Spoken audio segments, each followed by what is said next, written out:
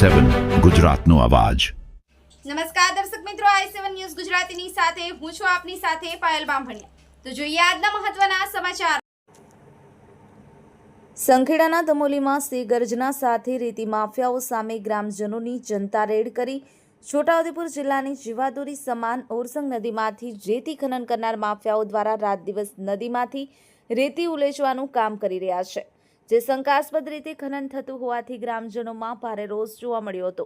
જોકે રેતી ખનન કરનારાઓની શાન ઠેકાણે લાવવા માટે ગ્રામજનોએ સિંહ ગર્જના કરી જનતા રેડ કરી હતી, જેમાં આક્રમક મિજાજને જોઈને રેતી માફિયાઓ પોતાના કિંમતી મશીનો લઈ અને જીવ બચાવી અને ભાગી છૂટ્યા હતા।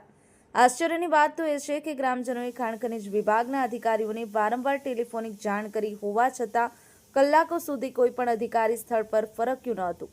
જાણે માફિયાઓ અને અધિકારીઓ વચ્ચે કોઈ મિલીભગત હોય તેવો ગણગણાટ લોકમુખી સંભળાઈ રહ્યો હતો। Narendra Sharma, i7 news Gujarati, Anand.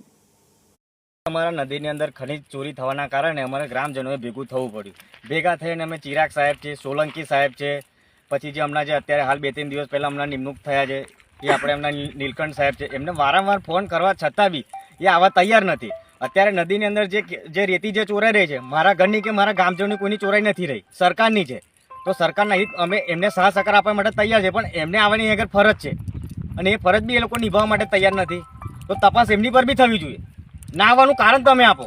આજે સવારે 8 થી 9 વાગ્યાથી ફોન કરે છે, આજે કલાકમાં આવ્યા, 2 કલાકમાં આવ્યા, તો એનું કારણ શું? આજે ખનીજ થયું એટલા માટે અમે આગળ ભેગા થયા છે। હવે આ બધા ભેગા થયા છે, બધા ભૂખ્યા તરસ્યા છે। અત્યારે હાલ ભૂખ હડતાળ એટલા માટે બેસવું જ પડે કે એમની રાહ જોઈએ છે, એ આવવા માટે તૈયાર નથી। ના આવવાનું કારણ નહીં આપે।